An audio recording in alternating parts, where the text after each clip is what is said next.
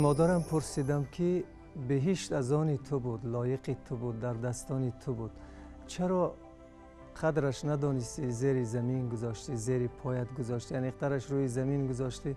مادرم با لبخند عجیب پاسخ داد من بهشت اعلی را، برین را، فردوس برین را به این خاطر روی زمین گذاشتم تا تو را عزیزم به آغوش بگیرم، عاشقانه بغل کنم. واقعا مادر موجود خیلی بزرگ است، یک عاطفه مقدس است.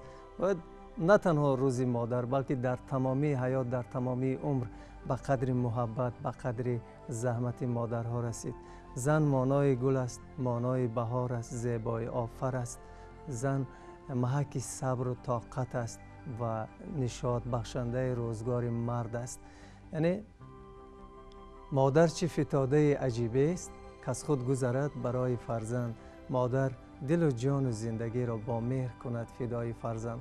ولی فکر میکنم نه وقت فرزند به قدر محبت مادر میرسد، احترامش را، جایگاهش را مقدس میداند و این روزهای نیک زندگی را برای خواهرای عزیز زیبایی که در این تالار هستند، برای خانم‌های ارجمند خوش آمدند مبارکباد میکنم و برای همشان خانه آباد، روزگار پر از فراغت تمنا دارم.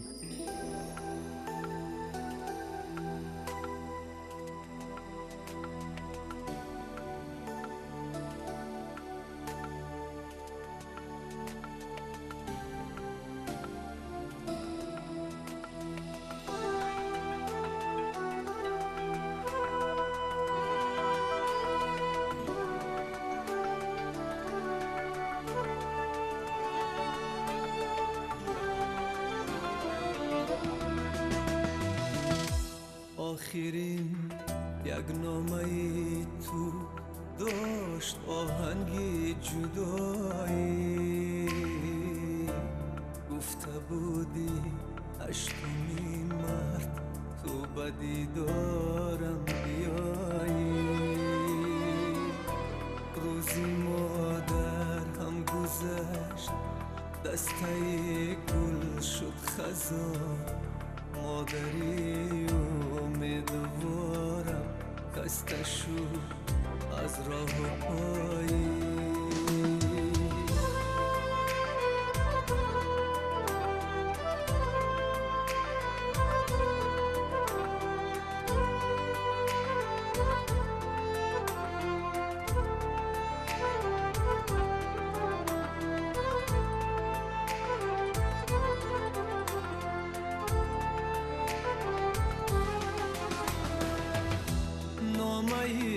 تو نامنه گویا که یک شهنامه بود، روزی مادر از غمی تو در تن من جامه بود، در تن من جامه بود.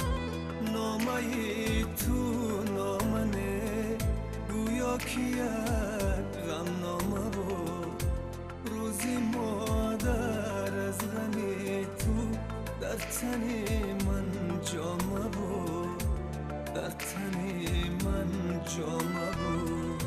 جامه غم پاره کردم، من خدا را زاره کردم تا تو را از من نگیره، زندگانیم نمیره. جامه غم پاره کردم، من خدا را زاره کردم تا تو را از من نگیره، زندگانیم نمیره، زندگانیم نمیره.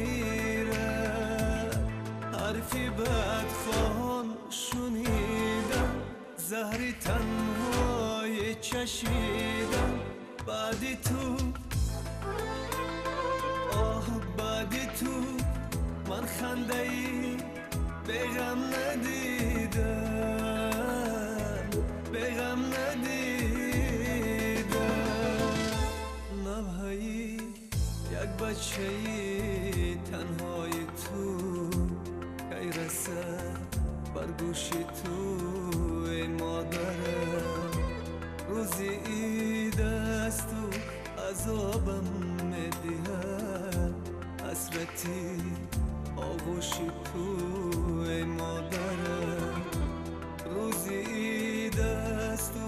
عذابم میدهد حسرتی آغوش توی مادرم روزی تولیدت مبارک مادرم